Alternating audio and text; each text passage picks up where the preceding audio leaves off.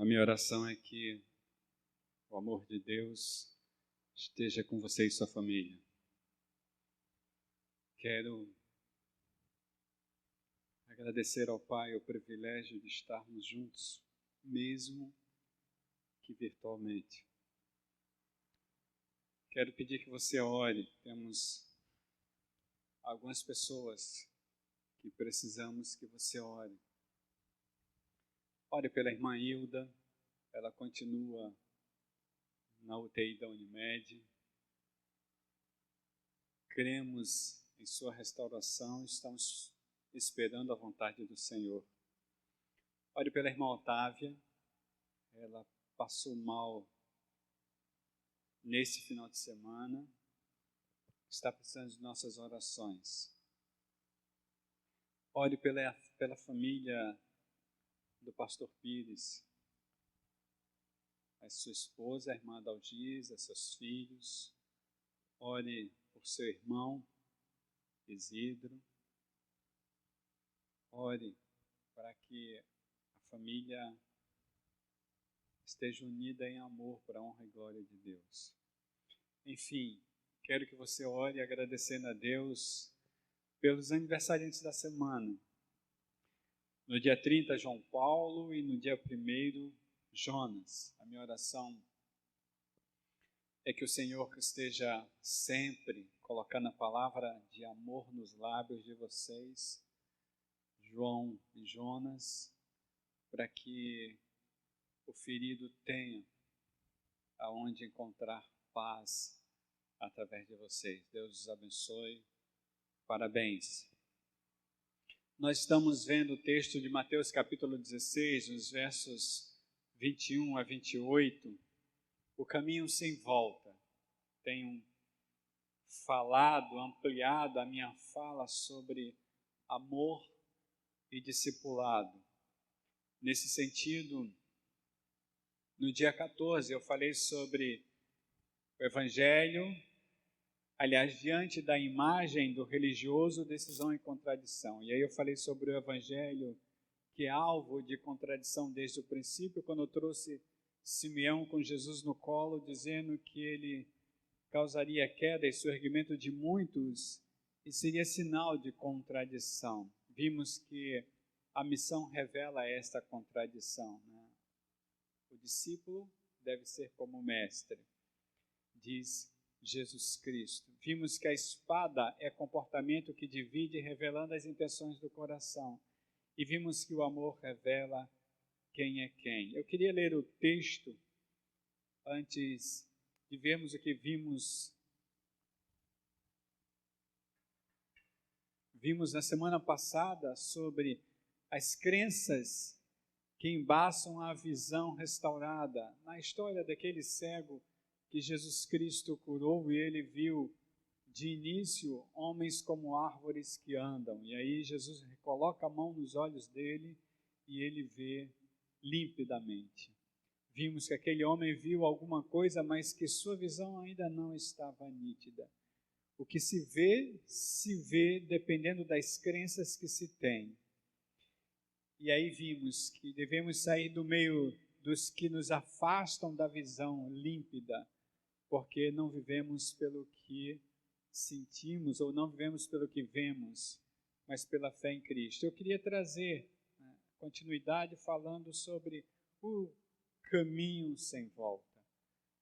Mateus capítulo 16, nos versos 21 a 28, diz assim: desde aquele momento, Jesus começou a explicar aos seus discípulos que era necessário que ele fosse para Jerusalém e sofresse muitas coisas às mãos dos líderes religiosos, dos chefes, dos sacerdotes e dos mestres da lei, e fosse morto e ressuscitasse no terceiro dia. Então Pedro, chamando-o à parte, começou a repreendê-lo, dizendo: nunca, Senhor, isso nunca te acontecerá. Jesus virou-se e disse a Pedro: para trás de mim, Satanás. Você é uma pedra de tropeço para mim e não pensa nas coisas de Deus, mas nas dos homens. Destaca o verso 24 e o verso 25 também. Então Jesus disse aos seus discípulos: Se alguém quiser acompanhar-me, negue-se a si mesmo, tome a sua cruz e siga-me. Pois quem quiser salvar a sua vida, a perderá, mas quem perder a sua vida por minha causa, a encontrará. Pois que adiantará o homem ganhar o mundo inteiro e perder a sua alma? O que o homem poderá dar em troca da sua alma? Pois o Filho do Homem virá na glória de seu Pai, com os seus anjos, e então recompensará cada um de acordo com o que tenha feito. Garanto a você que vocês que alguns dos que aqui se acham não experimentarão a morte antes de verem o Filho do Homem vindo em seu reino. Esse texto está registrado também em Marcos 8, capítulo 8, nos versos 31 a 38, Lucas 9, nos versos 18 a 27, e quando Jesus Cristo fala na missão dos 12, Mateus 10, 38 a 39, Lucas 14, 25 a 35, quando Jesus fala dos cálculos do discipulado, em Lucas capítulo 17, verso 33, quando Jesus Cristo fala novamente, quem quiser preservar a sua vida, né? E por que eu estou trazendo esses adendos? Porque esse é um texto muito importante. Quando se fala de vida cristã, eu falei pela manhã que traria 4 palavras, porque as pessoas me perguntam como viver essa vida. 4 palavras que podemos resumir essa vida. Pela manhã eu trouxe compromisso e abnegação. Você pode ir lá no meu canal do YouTube, nós estaremos com a mensagem lá. Essa mensagem logo após, né? Ou seja, amanhã ela estará também no meu canal do YouTube. Eu trouxe compromisso e abnegação. Eu quero dar continuidade, faltam 2 palavras, então eu queria trazer mais uma. São 4 palavras muito importantes para que você compreenda como se deve viver o Evangelho na visão de discípula de Jesus Cristo. Uma terceira palavra é fidelidade. Veja a fala de Jesus Cristo. Jesus diz aos seus discípulos: se alguém quiser acompanhar-me ou ser meu discípulo, negue a si mesmo. E aí o que ele diz? Tome a sua cruz e siga-me. Pois quem quiser salvar a sua vida, perderá. Mas quem perder a sua vida por minha causa, a encontrará. Se você ler os versos 21 a 23, nós acabamos de ler, nós percebemos que Jesus Cristo explica o que vai acontecer com ele, né? E vejam, a gente está no mundo cristão, católico, no que a gente chama de Domingo de Ramos. Jesus está falando exatamente o que iria acontecer, né? Semana que vem, o mundo cristão está comemorando a Páscoa e ele está exatamente explicando o que vai acontecer com ele na época da Páscoa. Ele diz que era necessário que ele fosse a Jerusalém e sofresse tudo que está descrito no texto lido. No verso 22 a gente vê que Pedro simplesmente nega tudo que Jesus Cristo expõe. E aí Jesus repreende Pedro como se ele fosse o próprio Satanás. Quando nós não entendamos, não compreendemos a mensagem do Evangelho, nós simplesmente fazemos o papel de Pedro, porque a gente fala de fidelidade, a gente fala de fé, e quando a gente fala de fidelidade, fé, a gente expõe o Evangelho. Perceba, pela manhã eu trouxe um texto que nós costumamos ler fora do contexto e atrapalhamos muito esse texto, lá em 2 Crônicas, ou 2 Crônicas 7,14. Eu quero trazer agora o texto de Hebreus capítulo 11. Hebreus 11. A gente sempre saca esse texto do original, do contexto, e a gente meio que coloca na vida da gente, às vezes até para justificar algumas atitudes impensadas, né? Texto bíblico em Hebreus capítulo 11, nos versos 1 e 2 diz: ora, a fé é a certeza daquilo que esperamos e a prova das coisas que não vemos, pois por meio dela que os antigos receberam bom testemunho. A fidelidade é a certeza daquilo que esperamos e a prova das coisas que não vemos. A gente lê esse texto e não lê o restante do contexto. Se você parar para ler o restante do contexto, você vê que ele vai aprofundando. Pela fé, Abraão saiu de sua família, mas ele vai falando. O escritor vai relatando na história do povo de Deus como é que a fé foi movimentando esse povo. Você teve gente torturada, gente queimada, gente cerrada, né? Nesse sentido, muito sofrimento, muita alegria, mas o texto tinha um objetivo, era chegar lá nos versos 39 e 40, quando o escritor de Hebreus diz assim: todos esses receberam bom testemunho por meio da fé. No entanto, nenhum deles recebeu o que havia sido prometido. Deus havia planejado algo melhor para nós, para que conosco fossem eles aperfeiçoados. Aí perceba, quando o escritor de Hebreus diz que a fé é a certeza daquilo que esperamos e a prova das coisas que não vemos, ele lá na conclusão do capítulo, ele dá-nos a perceber que simplesmente essa espera é em Jesus Cristo, no Messias. Manter fidelidade na vontade do Senhor em nossa vida. Precisamos entender assim. Precisamos entender que o discípulo, a discípula de Cristo, é aquela que simplesmente entende que deve andar em fidelidade diante do Senhor. Abra a sua Bíblia em Gálatas, capítulo 5, nos versos 22 a 26. Gálatas 5, 22 a 26, quando o apóstolo Paulo fala sobre o fruto do Espírito Santo. E aí você vai perceber que essa palavra fidelidade está lá. Fidelidade não é algo meu, é fruto do Espírito. Né? Fidelidade não é criado por mim, é fruto do Espírito. Fidelidade não é esforço humano, é fruto do Espírito. Quem tem o Espírito tem fidelidade, pelo menos é o que a palavra de Deus diz. O apóstolo Paulo diz assim: mas o fruto do Espírito é amor, alegria, paz, paciência, amabilidade, bondade, fidelidade, mansidão e domínio próprio. Contra essas coisas não há lei, diz o apóstolo Paulo. Agora perceba os versos 24 e 25, ele diz assim: os que pertencem a Cristo Jesus, crucificaram a carne com as suas paixões e os seus desejos. Verso 25, vem a condicional que eu trago sempre pela manhã. Se vivemos pelo Espírito, andemos também pelo Espírito. Se você quiser ser meu discípulo, tem que tomar a sua cruz e seguir-me, abrindo mão da sua própria vida. Isso é fidelidade.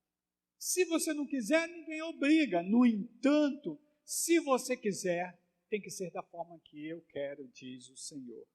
E se nós vivemos pelo Espírito, nós conseguimos fé, porque a fé não é algo criado por nós, é algo trazido pelo Espírito Santo. Eu me lembro muito de Apocalipse quando eu trato desses textos de fidelidade. Lá em Apocalipse capítulo 13, nos versos 9 a 10, quando o escritor está falando sobre a manifestação da besta, Apocalipse 13, versos 9 a 10, João diz assim: aquele que tem ouvidos, ouça. Se alguém há de ir para o cativeiro irá. Se alguém há de ser morto à espada haverá de ser. Aí ele diz assim: aqui estão a perseverança e a fidelidade dos santos. Irmãos, é necessário que nós entendamos que quando nós abraçamos o Evangelho, nós abraçamos simplesmente um compromisso de abnegação em fidelidade ao Senhor. É assim que diz a palavra. Né? E se tivermos que ir ao fio da espada, iremos. Se tivermos que sermos mortos pelo Evangelho, ou por causa do Evangelho, como o apóstolo Paulo diz, seremos. O fato é que fidelidade é prova de quem está com o Senhor. Eu quero trazer um verso, um texto de transição, já para nós percebermos a próxima palavra, né? Está em Mateus capítulo 24, nos versos 3 a 13. Mateus 24, 3 a 13.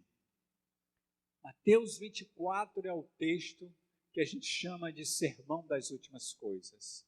Jesus Cristo fala, relata como será o caminho dos últimos dias. E aí ele se assenta no Monte das Oliveiras, os discípulos estão ali perto dele, e aí questionam para ele. Isso está no verso 3. Os discípulos, o texto diz assim: dize-nos quando acontecerão essas coisas, e qual será o sinal da tua vinda, o fim dos tempos? Jesus responde. Ele começa logo assim: cuidado que ninguém os engane. E aí ele começa a falar.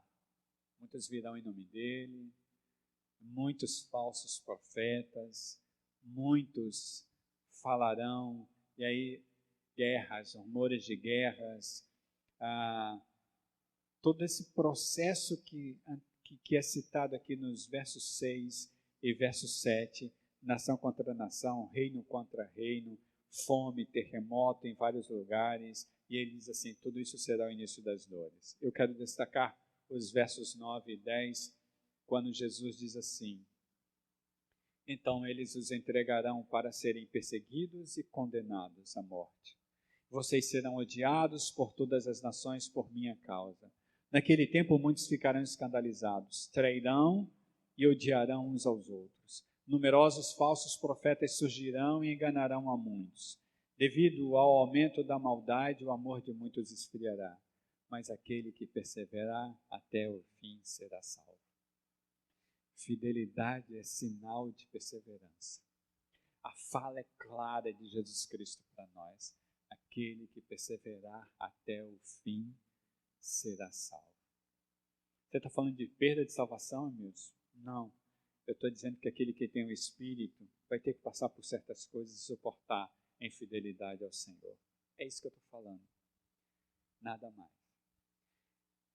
Aqui não diz que a igreja terá políticos que responderão por ela, né?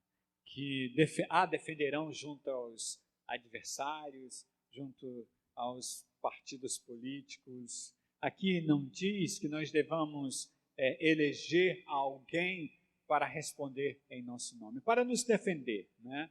Para nos livrar dos impostos, para nos livrar de algumas coisas que fazemos, né? Para nos unirmos em bancadas e nos protegermos. Aqui não diz isso. Pelo contrário, aqui diz que o povo que se chama pelo nome do Senhor vai ter que responder por causa do nome do Senhor. E o nome do Senhor é aquele que simplesmente denuncia os corruptos que estão colocando dinheiro no bolso e deixando o povo morrer. Denuncia os corruptos que não olham para os pobres na rua abandonados. Denuncia o corrupto por causa dos menores abandonados, por causa das viúvas que morrem de fome. O povo de Deus deveria denunciar os corruptos por causa da corrupção generalizada no governo, e o povo de Deus não deveria estar junto disso tudo. Os discípulos esperavam isso, mas Jesus Cristo disse: não será assim entre vocês. Não será assim. Compromisso, abnegação, fidelidade. Palavra de Deus sendo pregada e vivida da forma que deve ser. Gente abrindo mão da sua própria vida em prol do outro. E aí, eu estou falando isso tudo porque a nossa próxima palavra é exposição. Exposição. Vejam, quando Jesus Cristo disse aos discípulos: tome a sua cruz e siga-me, eles sabiam do que Jesus estava falando. Possivelmente eles já tinham visto alguém carregar a cruz nas ruas de Jerusalém. Era comum, talvez não muito farto, mas era comum alguém condenado em cruz, ou morrer em cruz, e simplesmente, primeiro passeava pelas ruas da cidade com patíbulo, com a trave, até chegar ao lugar da crucificação. Eles sabiam exatamente o que aquelas pessoas que carregavam cruz sofriam. Exposição. Porque quando você pega a sua cruz e começa a andar nas ruas de Jerusalém, carregado por uma tropa, acompanhando você, com gente lhe batendo, lhe xingando, todo mundo sabe que você fez alguma coisa que merece aquela cruz. Eles sabiam o que Jesus estava falando. O que é exposição? É o que está à mostra, à vista de alguém ou de todos. É o que foi submetido à ação da luz, colocado para que todos vejam. A igreja de Deus deveria estar em exposição nesse sentido, denunciando corrupção, ajudando o pobre na rua. A igreja de Deus devia estar simplesmente olhando para o mais necessitado, cuidando um dos outros e não dividida. Se é que podemos chamar de igreja, porque para mim tem uma diferença muito grande. Para mim, a noiva do Cordeiro continua sendo ataviada para recebê-lo. Mas tem uma parte chamada igreja que é joio. E que o próprio mestre disse: vocês não têm como separar o joio do trigo, vocês continuarão com o joio. O ceifeiro vem, e é ele quem vai separar isso. Nesse sentido, eu entendo que a noiva caminha se preparando para receber o noivo. Veja, quando a gente fala de exposição, o que diz Mateus capítulo 16, os versos 26 e 27. Mateus 16, 26 e 27. Quando Jesus Cristo, no texto lido, diz: que adiantará o homem ganhar o mundo inteiro e perder a sua alma? A igreja em evidência, a igreja dos holofotes, a igreja dos shows, a igreja da multidão, a igreja dos cachês. Essa igreja precisa entender o que é pegar a cruz, o que é seguir ao Mestre. Porque que adiantará o homem ganhar o mundo inteiro e perder a sua alma? O que o homem poderá dar em troca da sua alma? Nada, nada.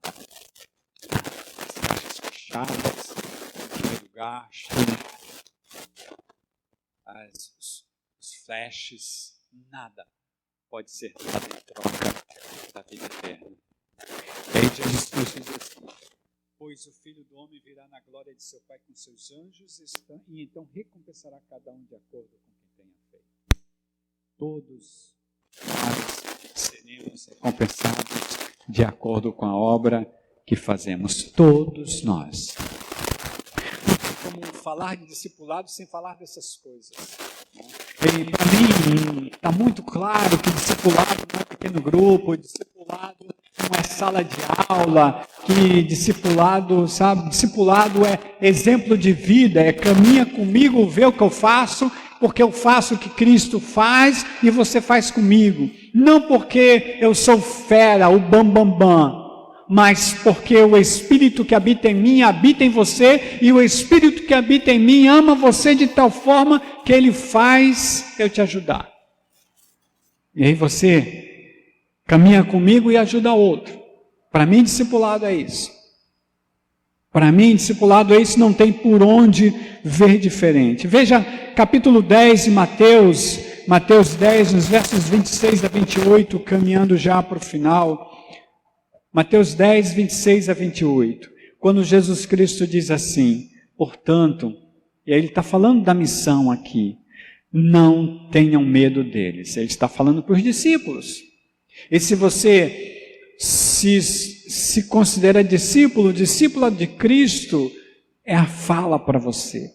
Não tenham medo deles. Não há nada, essa é a instrução do mestre, não há nada escondido que não venha a ser revelado, nem oculto que não venha a ser ou não venha a se tornar conhecido. E aí Jesus diz assim: o que eu digo a vocês na escuridão, falem à luz do dia. O que é sussurrado em seus ouvidos, procurem, proclamem dos telhados. E aí é claro quando ele diz: não tenham medo dos que matam o corpo, mas não podem matar a alma.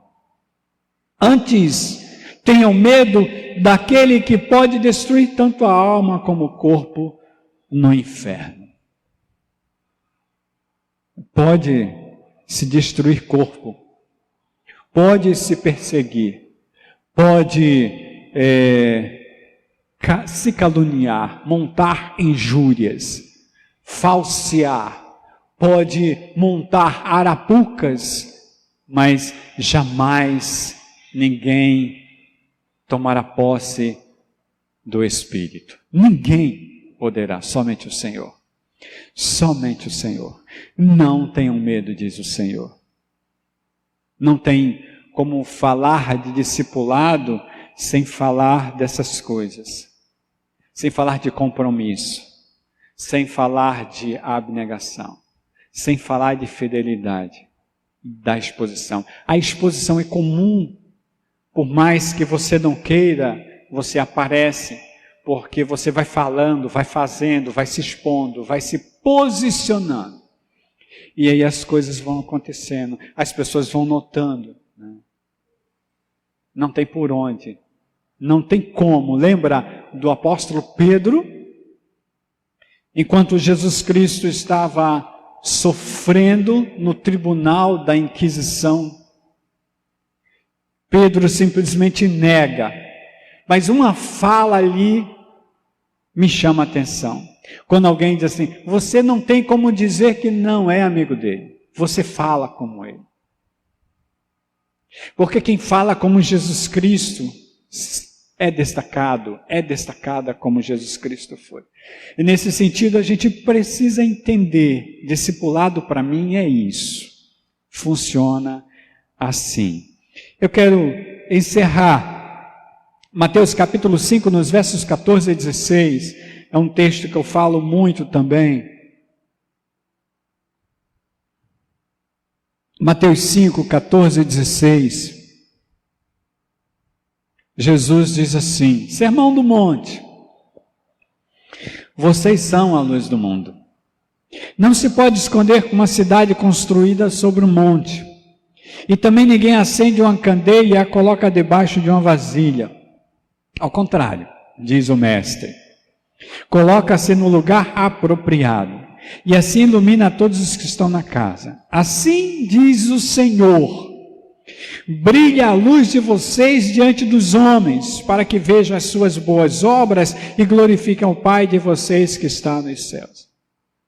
Irmãos, quando a gente começa a ler sobre isso, no início da igreja, depois da ascensão de Jesus Cristo, a gente começa logo com Estevão.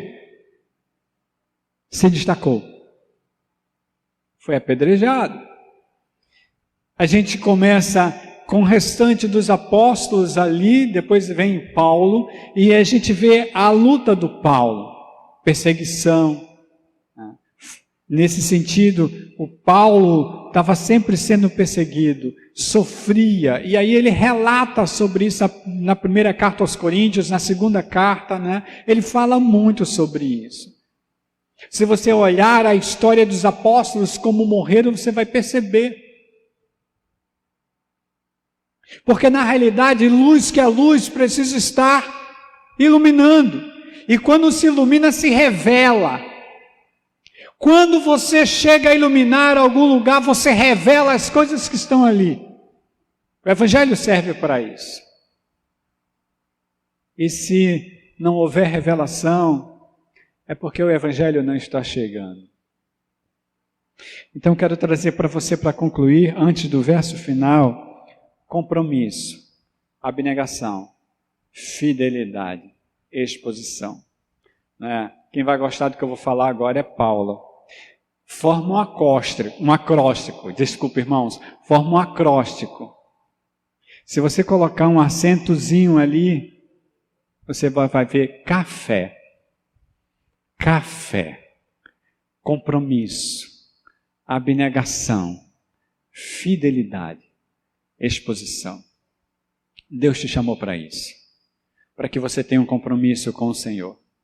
Mas esse compromisso, é interessante que você entenda que você não existe mais. Nós vamos ler sobre isso agora. A partir do momento que você não existe mais, quem existe em você é o Espírito Santo. O seu espírito é liderado pelo Espírito Santo. O seu corpo e sua mente apenas são direcionados. Você tem a mente de Cristo e o seu corpo faz a vontade da mente de Cristo em você.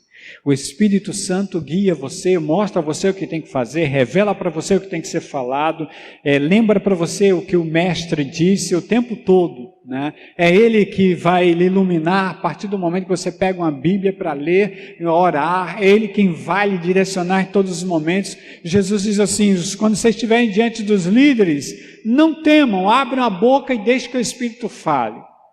Isso gera exposição, porque nesse sentido, quando você é fiel a Deus, você começa a falar o que Deus quer que você fale, você começa a fazer o que Deus quer que você faça, as pessoas começam a dizer para você, você não devia falar isso, você não devia fazer isso, você vai se prejudicar, mas o Espírito de Deus vai falando para você, não tema eles, não os tema, fale.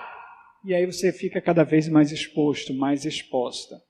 Você quer viver conforme o texto de Mateus capítulo 16, que a gente acabou de ler? Tem que ser assim. Discípulo de Cristo, discípula de Cristo, funciona assim. Aos pés do Mestre, obedecendo a sua palavra. E a minha oração é que o Senhor não diga a você no final de tudo, você me chamava de mestre, mestre, Senhor, Senhor, mas não fazia o que eu mandava. Quero concluir em Gálatas, capítulo 2, no verso 20, quando o apóstolo Paulo deixa claro. Gálatas 2, 20, diz o apóstolo Paulo, fui crucificado, morri. Em outras palavras, ele repete a fala de Jesus Cristo, eu morri, fui crucificado com Cristo. Páscoa vem aí a semana que vem. O que é Páscoa para você? Para muitos é só uma festinha. Mas não há uma iluminação de crucificação de Cristo em sua vida, ou na vida de muitos, quero dizer. Fui crucificado com Cristo, diz o apóstolo Paulo. Assim, já não sou eu quem vive, mas Cristo vive em mim. A vida que agora vivo no corpo, vivo pela fé, pela fidelidade no Filho de Deus. Por quê? Porque Ele me amou e se entregou por mim. A minha oração nesse momento é que nós entendamos. Eu poderia dizer, quem tem ouvidos, ouça o que o Espírito está dizendo à igreja. Vamos orar? Quero te agradecer, Senhor, por tua fala, por tua palavra, ela não volta vazia, é fala da boca do Mestre, de Jesus Cristo. Fala do Espírito, tudo que foi lido na fala do Espírito. Quero te agradecer por isso, Senhor, e quero pedir unção à igreja brasileira, para que a igreja tenha coragem de se levantar como poucos profetas têm feito. Para que a igreja fale, possa denunciar, falar da verdade, ao mesmo tempo dizendo o que precisa ser feito. Eu abomino o Senhor, eu nego políticos evangélicos que falam em meu nome, ou que procuram falar em meu nome, mas são corruptos. Eu não admito. Deus é claro acerca disso. Deus diz, eu não aceito a adoração de vocês, eu tenho um nojo de vocês, eu vomito vocês. Eu abomino isso. Para mim, a igreja é a igreja ungida por Deus que vai adiante, cuidando das viúvas, dos abandonados, dos que estão em necessidade. É a igreja que vai dando roupa a quem precisa, é a igreja que vai dando comida a quem precisa, é a igreja que impõe as mãos para quem precisa, é a igreja que expulsa os demônios para que pessoas sejam libertas, é a igreja que fala, que tira algemas, que realmente diz, conhecereis a verdade vos libertará, é a igreja que diz, venham comigo, é a igreja que diz, seremos juntos. Luzes, lâmpadas para essa nação, para o mundo, e ao mesmo tempo libertadores, quebrando julgos. É a igreja que se une em amor, falando do que precisa ser falado. Que nós nos acordemos para a fala do Senhor. Tende misericórdia de nós, da nossa vida, Senhor. Estamos no epicentro de uma doença que traz desgraça ao mundo. E muitos de nós negamos isso. Muitos de nós. Mas a contabilização disso, a contabilidade disso é clara. Mais de 3 mil mortos por dia, crescendo acelerado. Mais de 300 mil mortos no total. UTIs cheias. Gente entubada. Gente na linha de frente, na saúde, estressada, cansada, sem saber mais o que fazer, gente que se abraça chorando porque não tem mais o que fazer. Esse país está um caos, e por mais que nós queiramos entender que devemos pensar o melhor, a realidade não diz isso, Senhor. Levanta o teu povo, para que o teu povo entenda o que precisa ser feito. Que o Senhor visite as UTIs agora no nome de Jesus, trazendo a sua vontade. Que o Senhor reforce, fortaleça médicos, enfermeiros, técnicos, médicas, enfermeiras, técnicas. Que o Senhor fortaleça psicólogos, psicólogas, e todos os profissionais que estão na área. Aqueles que eu esqueci também. Que o Senhor esteja conosco, dando força às famílias enlutadas. Que o Senhor esteja com o nosso país, trazendo misericórdia e graça. Que Ele faça resplandecer o seu rosto sobre nós, nos dando a paz. Assim eu oro, no nome de Jesus. Amém. É minha oração para você. Continue orando, irmão Otávio, irmã Hilda, família do pastor Pires, especificamente irmã Dalgisa, seu irmão Isidro. Ore, precisamos orar, porque o Senhor quer nos usar. Que o Senhor te abençoe e te guarde e faça resplandecer o rosto dele sobre você. Para você que nos vê agora, para você que vai nos ver no futuro, ou nos verá no futuro, a minha oração é que o Senhor seja o bastante para você. Deus te abençoe.